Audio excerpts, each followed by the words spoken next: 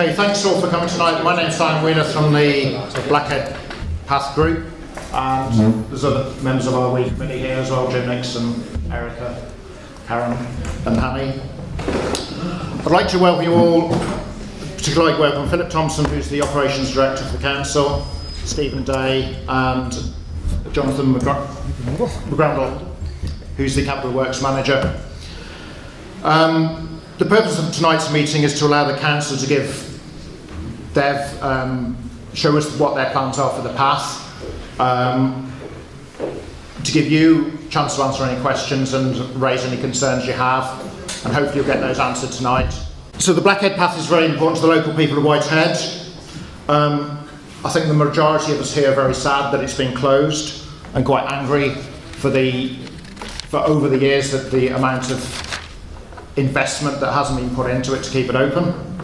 It's been allowed to fall into disrepair, and this has been reflected in the petition from last year that we've got around 7,000 names so far. So Mid and East Antrim Council have told us they are committed to repairing the path and reopening the path, and we've organised this meeting to give them an opportunity to outline their plans. So I'd like to introduce Philip to give his presentation. Okay, well, thank you, Simon, and just briefly thanks to Simon for organising the meeting tonight.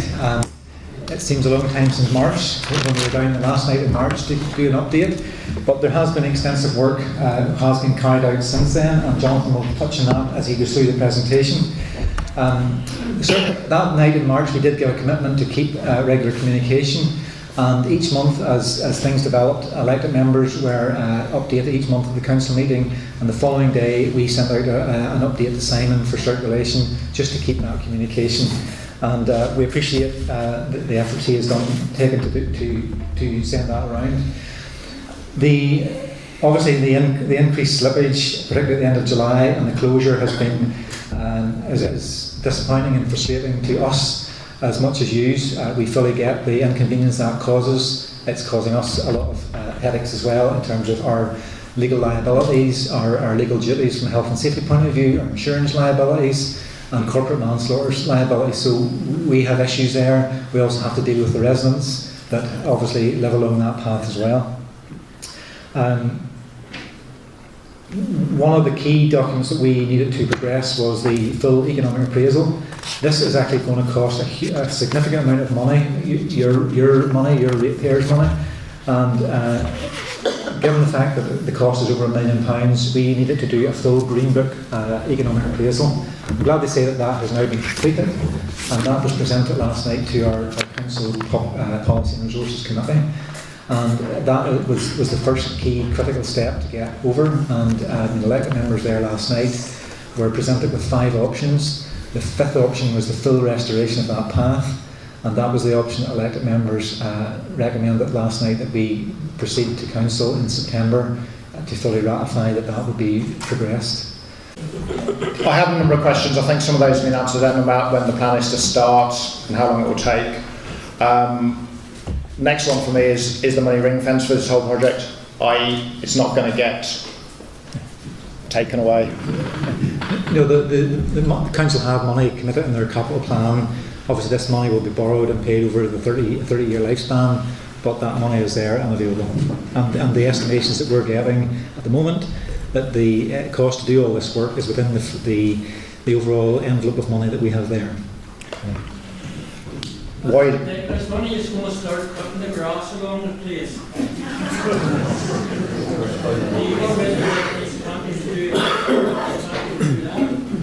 Walked down the top side today there, and I couldn't even see over the sea, view of the sea.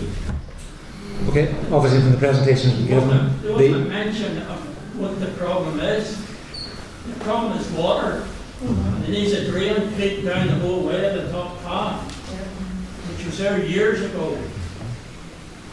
And it's just grew over. There's another drain down at the back of the green shelter was, and that's grew over now too. So I think your problem is starting to tidy the place up and doing a bit of watering. Here.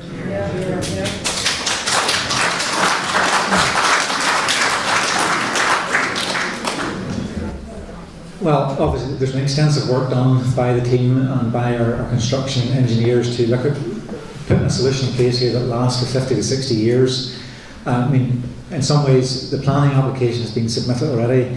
We haven't got our final council approval, although that we'll be getting that in September. But we've preempted that. We've put the planning application in to run parallel, and obviously the team are allowing a 6-month turnaround. As soon as that comes through, we will be moving on. So, at the end of the day, the planning department is within council. We'll be seeking to see if that can be sped up in any way at all.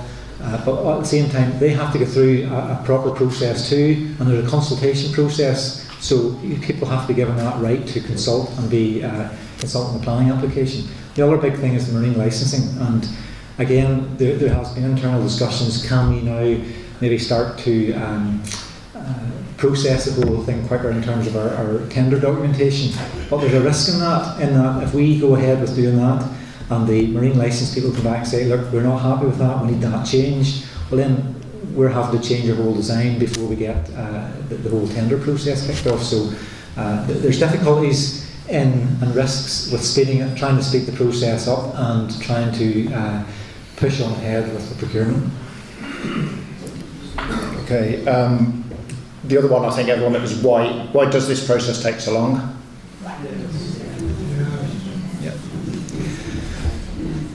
I mean, this is a complex, complicated solution, and there has to be a lot of work done to understand exactly what the cause is. And on top of that, we're spending, as we said, public money, ratepayers' money. There's internal processes we have to go through in terms of our business case approval. For example, until they got the design worked up in May, June, and a design that was acceptable to the NIEA and planners. Other people came forward and said, "Oh, why he's not doing this? Why not just pile into the rock?" But that was ran past the NIEA, and that wouldn't have been acceptable from an environmental point of view. So we have to work within the legislative and environmental frameworks that are there. Once the design was I suppose, tentatively agreed up front, we then had to get that costed. And it was only when that was all done that we could feed that information into the economic appraisal. And again, a document of this magnitude, it takes time for people to turn that around. And then we're into our processes with council in terms of going to committee last night and then going to full council in September. So, we have to satisfy at this level of expenditure public auditors, the Northern Ireland Audit Office. We have to spend this money right and do it right when we're doing it. Is there any level of competition at full council? Are there other projects in the pipeline that they will have to look at the same time? This council has an extensive list of capital projects, but this is only one of a number of capital projects we're progressing. As we have merged together as 3 councils, there are numerous. Obviously, the Goggins project was one that was started, and it took a lot of time and effort to get up and running. That's up and running successful. There's a huge other. There are huge. Yeah. There are a huge other number of projects that are being progressed. And are they in competition with this one? No. Well, they're not a competition. The money for this project is in the budget, but there's a capital team who are doing a range of capital projects across Carrickfergus, Larne, and Ballymena.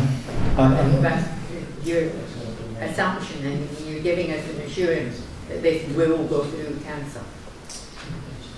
Obviously, given the comments last night, that was the recommendation is go to option 5, proceed. That still has to be finally ratified, but we don't anticipate any issues, and the money is in the budget. But how much does it really cost?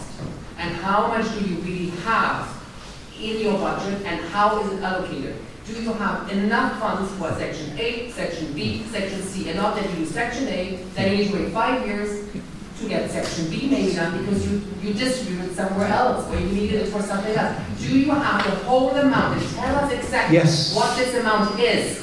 Well, what is it?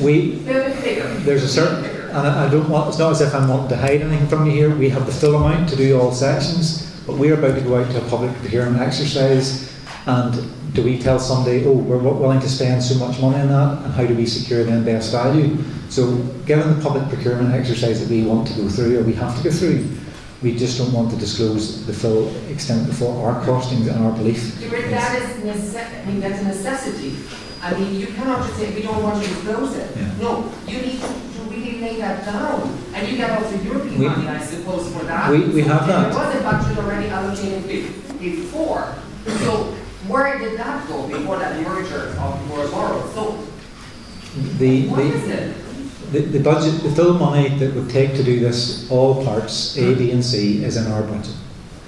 That's not as you go over time, or you don't come up against some problems and it's extended and there's other things. There's contingencies built into that as well, and that's covered within the budget. It takes you a year to build the toilet.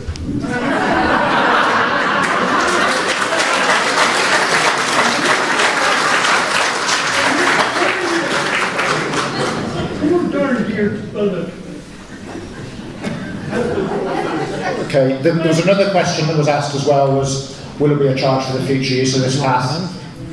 No, what's that? Where the old Castle Road is, please. The old Castle Road is the part from the Whitehead car park up to where Sunshine House or to Port David. Yeah, pretty much, yeah. That's rubbish. Well, do you want Know where you are. do you want to confirm then for us? Castle Road stretches from the car park up to the junction of Donegal Avenue. So Blackhead Path is what you should be referring to. Plus, there's another point too. For many years you had survey points along the particular stretch of path that you're talking about. Where are the records of that particular survey?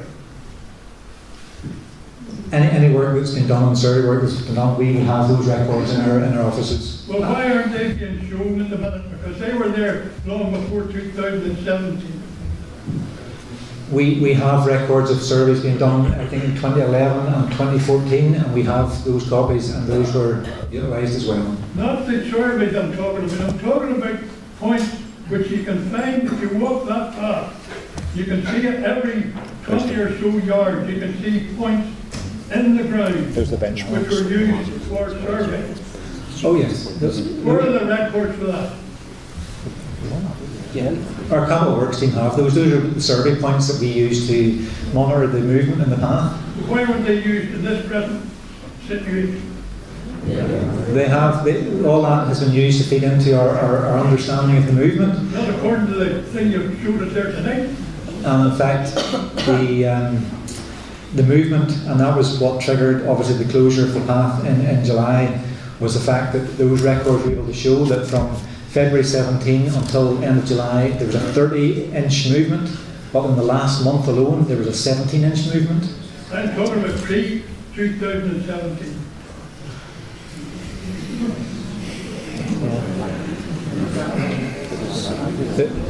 There may well have been additional survey work done in maybe 2016, but yeah, it's all feeding into the work, the understanding of the movement. Can I ask a question, please, about the principle of access? On the top path, there's a sign saying that the path is risky and you can walk the path at your own risk. The original Blackhead closure right at the headland didn't give people that option. And one can understand clearly that the collapse of the path in the first section of the path is now actively dangerous, and that's entirely understandable. But the rock has been falling off Blackhead since time immemorial, and it's the opinion of many that if you put a sign there saying this path is risky, take the path at your own risk, that would be enough to warn people that if they choose to take personal responsibility and walk around the path, that's up to them. But instead,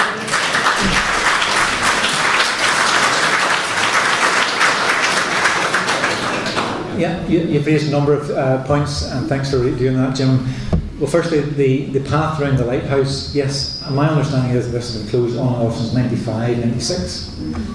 I think as a council we are now putting in place a solution and a design and work and money and budget which will actually deal with this and deal with this once and for all.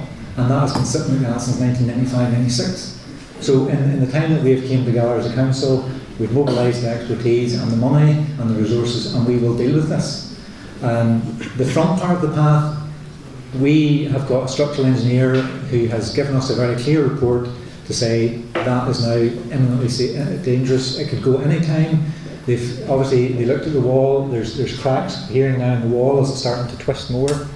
And that is there could be no further warning. That could just go with a bang. I think everybody accepts that. Yeah. That's not in question. Yeah. But I am questioning the Blackhead decision. Around the lighthouse. Around the lighthouse. Yeah. That is, you're not going to stop the rock falling. Fundamentally, the geology of that basalt is that it's going to crumble and fall. And you can't. I don't think you can secure that completely forever without netting the entire cliff. But that's what's proposed, and we're going to do in terms of netting and pinning and the chemical stabilisation. And again, we referred back to a report that was carried out in maybe 2014, 2015 when we emerged as a council, and we shared that report at that time with Health and Safety Executive. And they had a geological expert there who said, look, given reading that document, you should need to close that and make that out of bounds until the work's done.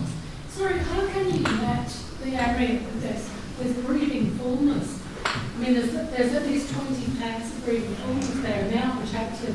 I mean, the survey's just been completed again from the sea as well. So you can't net the entire area because there's breathing birds there.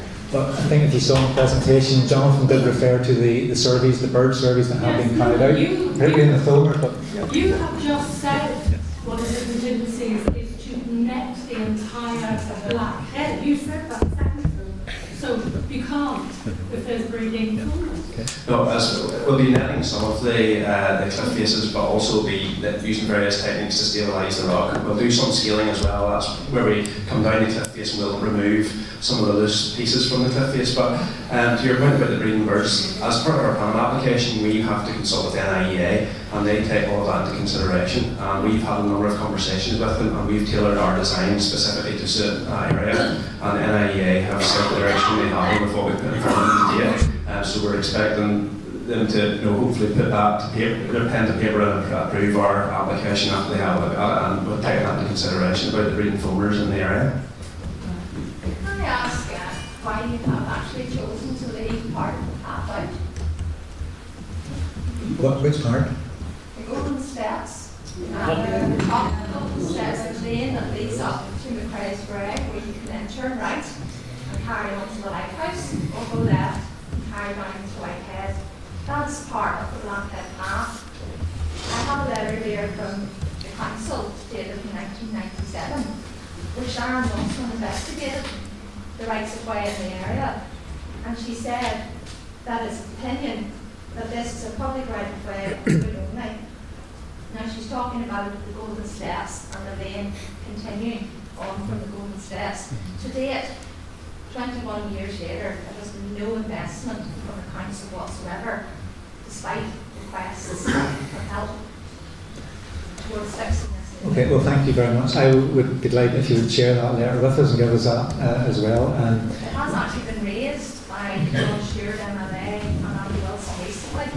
We have been on the Golden Steps more recently, obviously given the fact that the residents down there need some means of access, and yes, we accept that those Golden Steps are in a very poor state, and there's urgent maintenance work being planned on initially. But yes, we need to look at that if we can bring that within the scope of the project. It's also the continuation of the Golden Steps, the pathway up from the Golden Steps.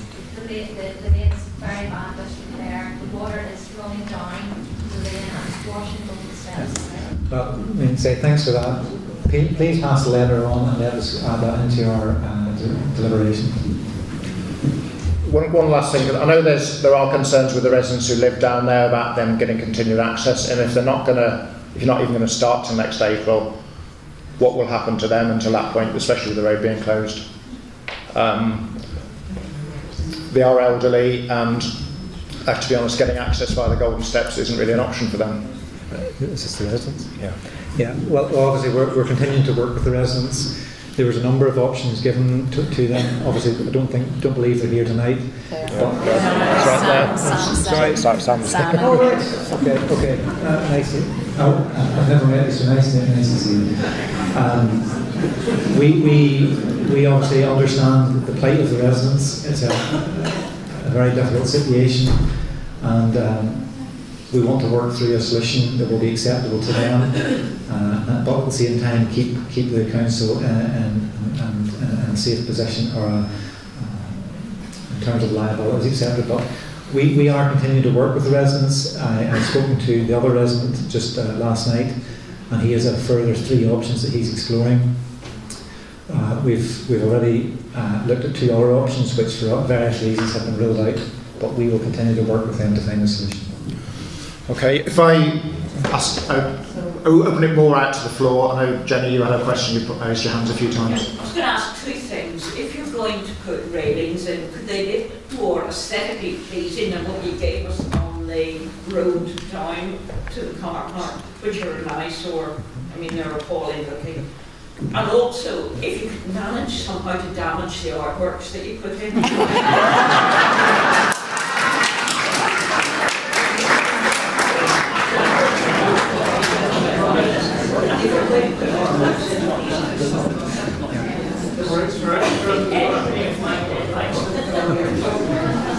Okay, fair point, noted. Right, next question. I was going to ask you there, sir, as the report, as we pointed out, on the first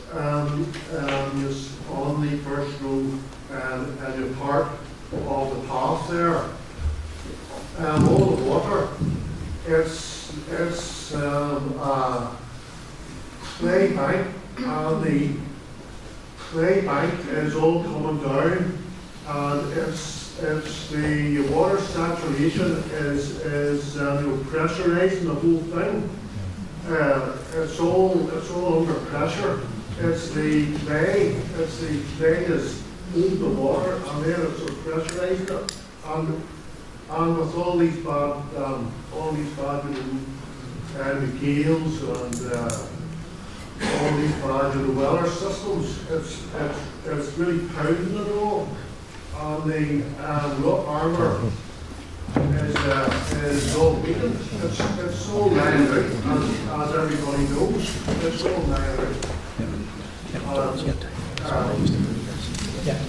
That's exactly what the geotechnical surveys have shown, that slippage is a 1.5 to 2 metres deep. I mean, there was concern initially on that the slippage was actually going further down, but that was important to just understand clearly where the slippage was coming from. So it's been just confirmed as the first 1.5 to 2 metres.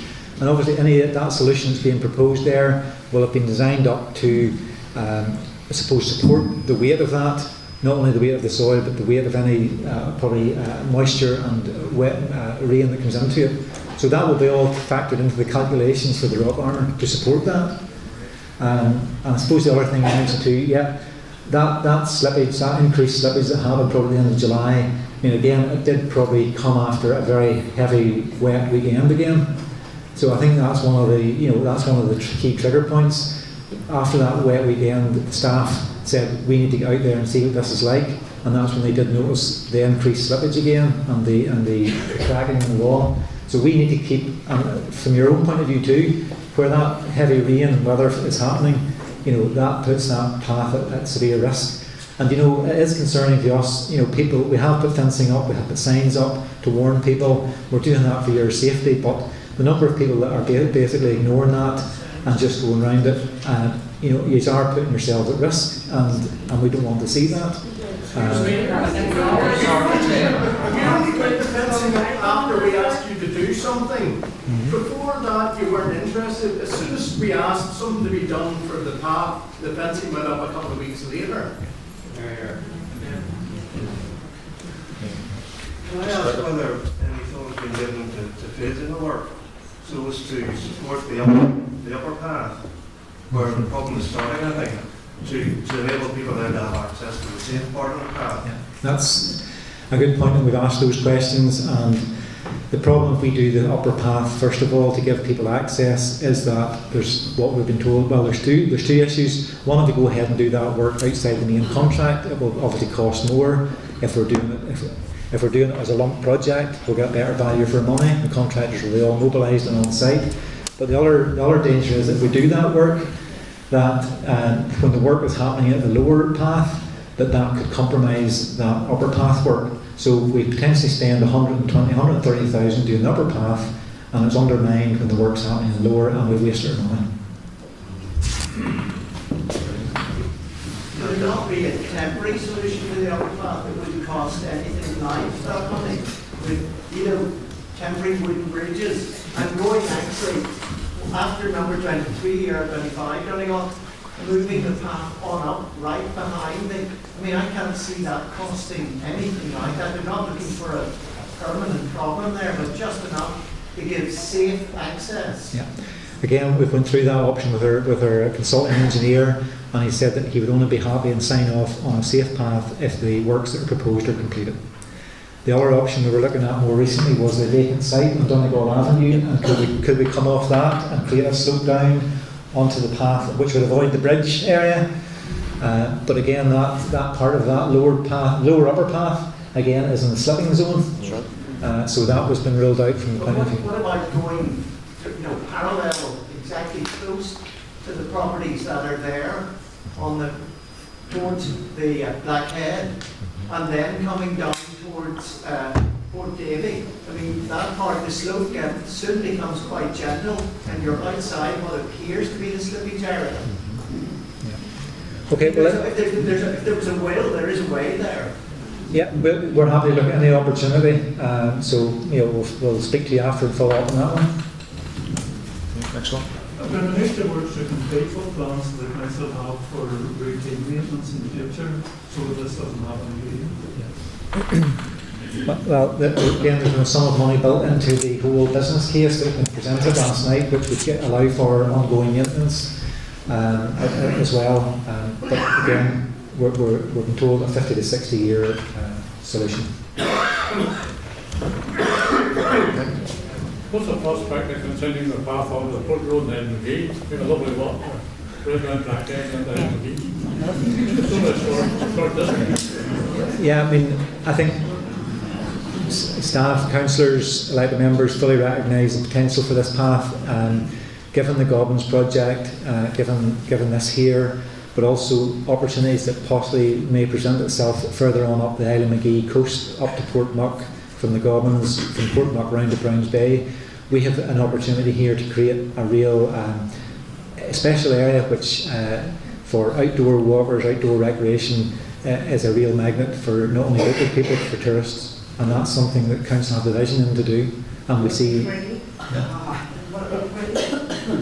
Well, everything. Yeah. Well, are you proposing that we charge? I mean, I know there was the previous question we have heard was, will the Blackhead Path itself be free? Yeah. And I think there was a concern among some people there might be a charge. Can you assure us there will never be a charge on that? There has been no discussion or no reference to a charge being applied at this point in time. Until it's been issued here. Okay. Is there an option for black retaining netting rather than the silver stuff? Something that will blend in with the cliff. Yeah, fair point. Say, and just like the lady who mentioned about the hand ruling, etc. as well. Yeah, happy to take that on board. Noted. Hey, Steve. Yeah, people were saying there's artworks that aren't popular and could be destroyed them. We'd love you to leave alone the first shelter.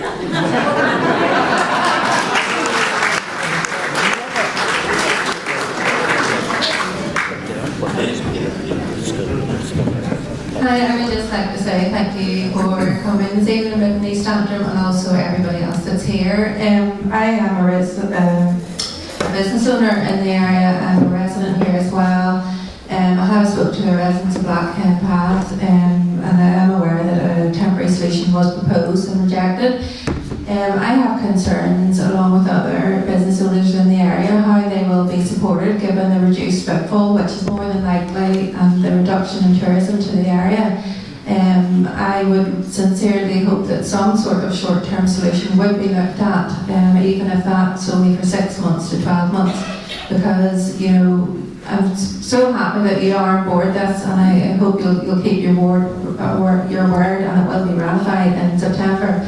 But 2020 is a long way away for local businesses here, and we need to have every single, you know, we need to have people behind us, we need footfall to the area, we need something to market in Whitehead to get tourism in this area, and I hope that you would consider that, and you have thought about local businesses and their marketing plan for the next 12 to 18 months.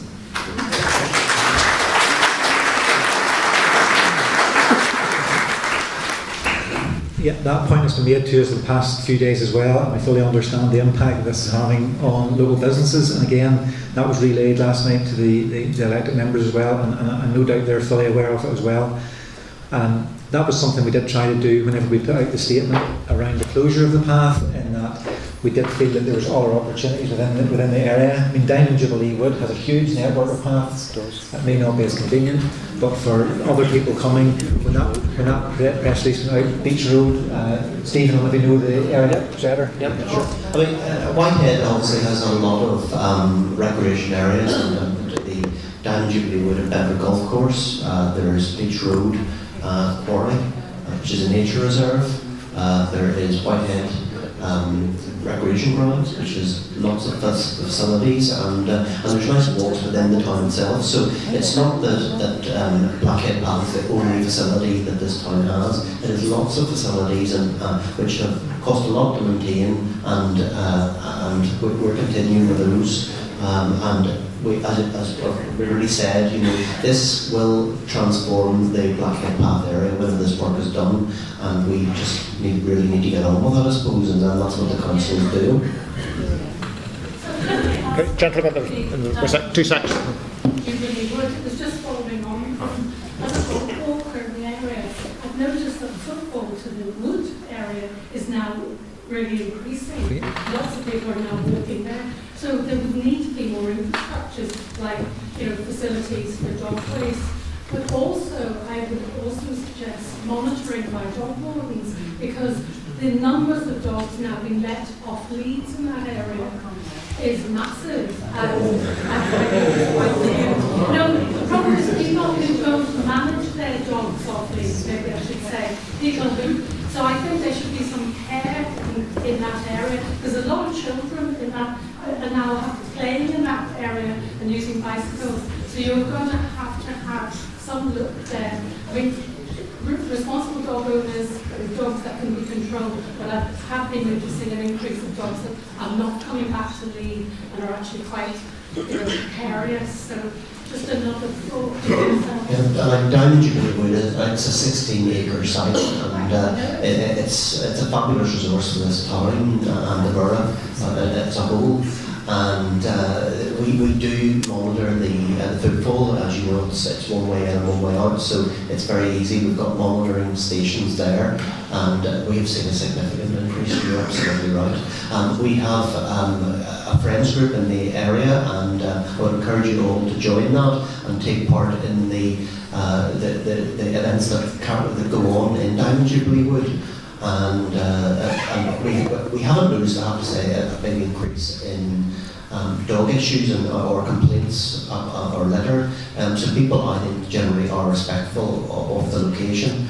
And there is restrictions at bird nesting time, where there's ground nesting birds, and we do put restrictions on dogs off leads at that time, but that's a short period of time each year, and I'm sure you've seen the signs going up. Anyway, thank you. So the man in the red, you know. Yeah, just as one of the previous speakers said there about local businesses. I mean, the mornings I go down for a walk with my dog, the number of tourists that are walking up now from all over the place, and then they're standing staring at this fence. Is there anything the council can do? Can we guide them to somewhere else in certain languages? Yeah, the signage will be going up. Our comms department are working on signage which will direct people in. Direct people to other locations, and that would include Beach Road, Nature Reserve, and Diamond Jubilee Wood and Bedford Golf Course. And the general principle coming out of all of that, which goes back to the question of footfall in the businesses and so on. It would be good to know that somewhere in the project there would be extra money for maintenance and signage and infrastructure in the other parts of Whitehead. I live in Beach Road, and I know that getting things maintained, getting weeding done, getting a little bit of help with this and that, usually needs 3 or 4 phone calls. Now, you're very nice when I do phone you, but it maybe ought to happen a bit more readily over the next 18 months. It would be good to feel that somebody somewhere was doing something to get the maximised footfall that we do have. Completely agree, and we're happy to do that. Okay, man in the back, blue. Frequent user of the path, could I get back to the path for a second or two? And all the problems that we've outlined are from slippage. There's a thing on the other side called the sea, and it is blattering away at that defence. I go to County Down and even Carrickfergus, and there's huge boulders to stop the force of the sea ever reaching the marina and other places. There are times when you couldn't walk along the path because of the ferocity of the sea which is hitting that path full on, and it's, anything you do is going to go again sooner or later from that direction. Is there no way you can include in the huge boulders just to break the initial force of the sea so that even in the rough weather people could still use the path? Yeah, the design is actually designed with boulders like you're talking about. Basically, it's a rock armour solution, so along the edge that's closest to the sea, boulders are keyed in, and these boulders weigh about 1.5 to 2 tons. And then there is stone rock armour which will gradually grade back up to the level of the path. It's similar to what you would see in Carrickfergus Marina, so that's to obviously protect the path from the kind of coastal erosion that it's suffering from at the minute. Yeah, and basically, obviously, as well, when the sea, when the waves are surviving, that rock armour will absorb that energy and then take the heat out of it, and will obviously protect the coastline. Okay, lady just there. So I actually live near Robbins Path, and I'm wondering in your timeline if you've actually built in for the fact that the sea hits that path through the winter months frequently, and we've watched the Robbins Path be delayed and be delayed and be delayed. So have you taken that into consideration in your timeline, or is it going to keep slipping and slipping? No pun intended. Yeah, I mean, the key thing initially is getting the planning and regulatory approval. Yeah, for during the construction phase we considered that. Obviously we're working on tidal conditions, so the contractor will have to work around what those tides are doing, and part of the work will obviously involve working on the shoreline there, and basically, yeah, we have considered that within the time frames. Next. Finish earlier then, if the weather was good? Hopefully. Okay, lady just... I just want to be devil's advocate here, that I'm trying to think of arguments that perhaps members of council who are not entirely in favour of the thing might bring forward, and I think some red herrings have been introduced in the form of Beach Road and the Jubilee Wood, which in terms of tourist attraction, health benefits for residents and all sorts of things, there are no comparison. You will not get train loads of ramblers coming down to walk along Beach Road, or families coming down in the train. There is no comparison with Blackhead Path.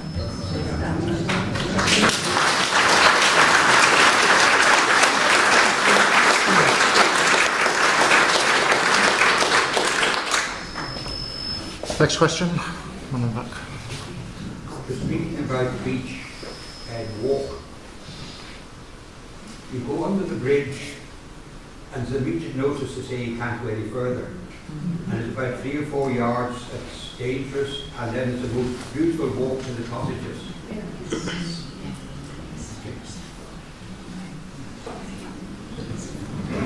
Yeah, that would be the White Harbour walk. Yeah. I mean, again, it has been significantly undermined for many years, and you can, if you walk on the beach side of it, you'll see that there is significant, and it is quite dangerous to drive to walk along, and the council do encourage it, but it isn't an official walk. So I think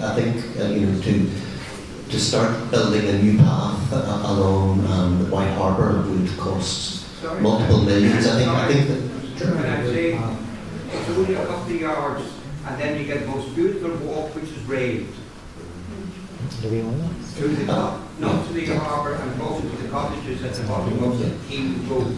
Well, as you can appreciate, the council don't own that land, that's owned by a company called Raphael Estates, and that would be something that maybe you would take up with them, but I mean, it isn't an official walk, and the council, I don't think, are in a position to start spending what would be multiple millions. I think the Carrick Council originally priced it at over 4 million, so to make that worth walking on, and I don't know if the council is prepared to do that. And so I think our priorities are Blackhead Path and the facilities that already exist in Whitehead, and not building more coastal paths in that area.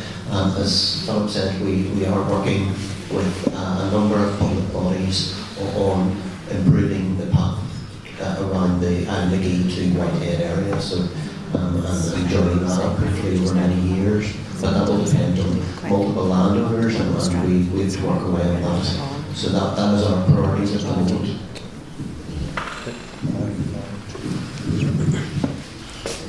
Right, okay. Can we be assured in this meeting that the council are listening to us? Because I'll tell you exactly the reason I'm making that point. The gentleman behind me made the point about the public toilets. In 2014, I had communication with the council and was assured that they would be completed within a year. This is now 2018, if I'm correct, and they're still not complete. So let the council, for this great meeting tonight, go and listen to it.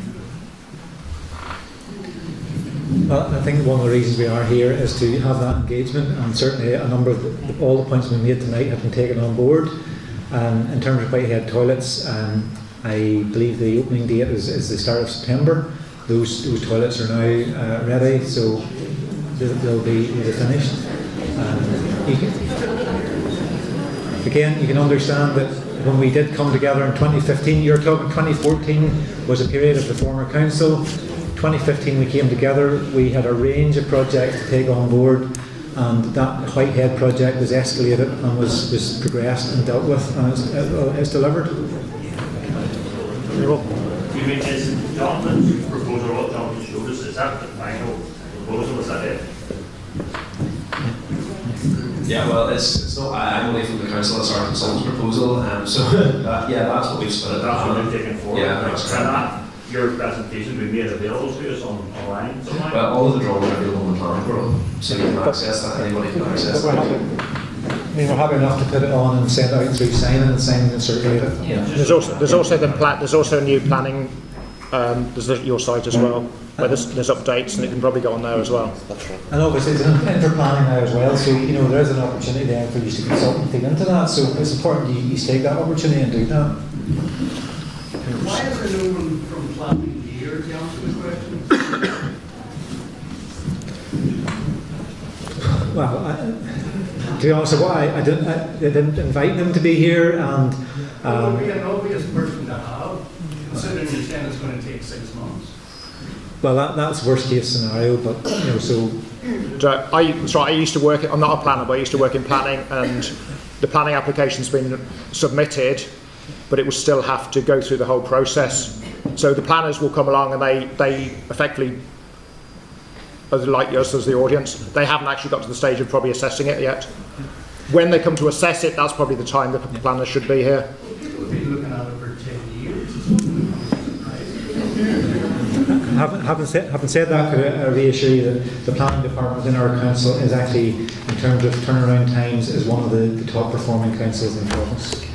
And the average turnaround time is 68 weeks for basic applications. Now this will not be just the basic application, but the turnaround time will be hopefully quicker. Okay, any other questions? Anyone? Why did you leave it so long? Why did you let it get to this stage?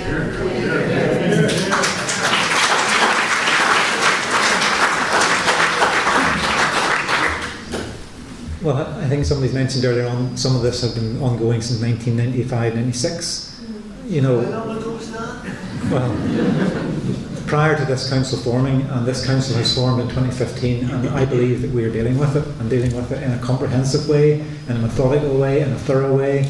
We've set aside the money, and we will deliver on it, just as we have delivered in the Gobbins, just as we're about to deliver on a new 3G for Green Island, just as we're taking forward a new pavilion for Sandy Bay, we're taking forward a new leisure centre in Ballymena, new pavilions in Ballymena. There's a host of capital works that this council has taken forward, and they're committed, and they have an ambitious capital project plan, and we will continue to deliver on that.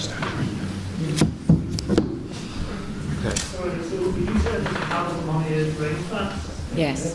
Basically, 4 or 3 years from now, we'll change it. The only other point we talked about the marine licensing issue, which is once going up the whole tender process.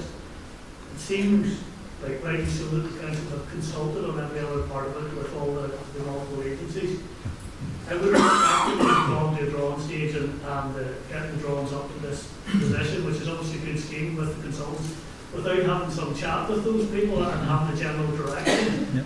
So surely if they have that, they should be able to start the tender process. At the end of the day, yeah, there may be a cost implication in that, but if they go to tender, they don't have to award. You can still start the tender process and you don't have to award at that point. Yeah, well, we're happy to have those conversations. Yeah, certainly. I know the team have done a lot of work and tried to get reassurances, so hopefully that will smooth that process out. And if we can get an early indication that there's no issues, well, then we'll kick on with that tendering process and try and bring back that time. Right. As part of this new plan, does it involve regular maintenance so that the same thing doesn't happen? Yeah. As I said, you know, the economic appraisal in the council built in a sum of maintenance every year, so that is built into the project costs. I could just say as well, in terms of the drawdown of the money, this money will be borrowed, and you're looking at obviously a significant sum of money that will be paid back over each year for 30 years.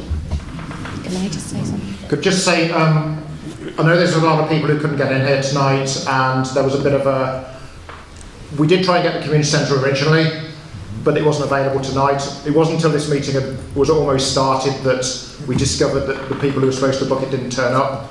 If we'd have known that, we'd have held it in the community centre, which was, is a much bigger premises. But as of tonight, this was the biggest premises we could get. It wasn't possible for the council to come here last night. I think that was because there was a council meeting and they would have had an update to give us tonight.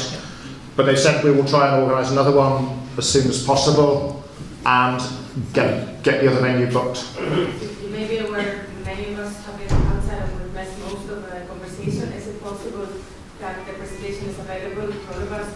And also maybe some kind of FAQ, some questions that have been asked, information put out. So I think if we're nearly finished here tonight, there's nothing else to say, we could possibly move everyone out, move all those people in and run through the presentation again if you want, if that's helpful.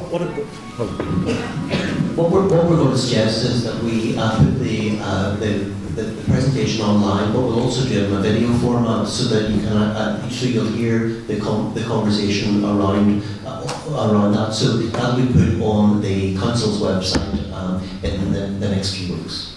Is that okay? Is there any questions from people outside?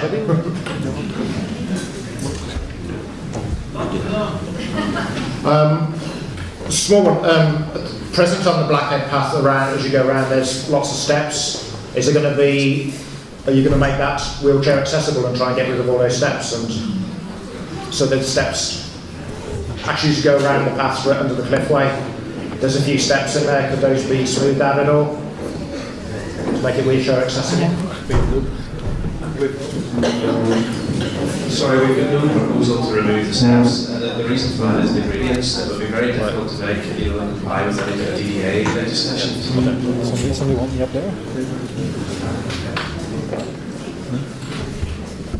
Any more questions?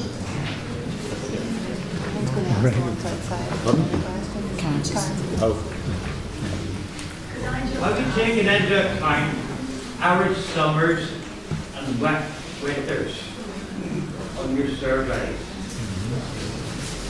we've got good drainage.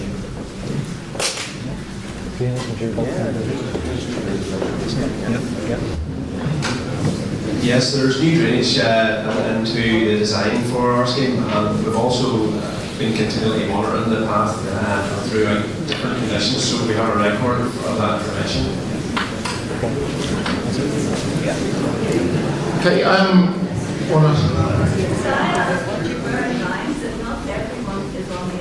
yeah. Okay, that was my next question. The council have been supplying us with updates, which we put on the Facebook page. We put on the community centre notice board, but if there's any other ways you want us to get the information out, can you let us know? You can share it with the Whitehead newspaper. It's gone in the Whitehead newspaper as well, but if there's any other means that you think would allow us to get the information out to you, can you let us know, and we'll do our best to do that as well. Stuff has gone into that. Okay, thank you all for coming. Okay,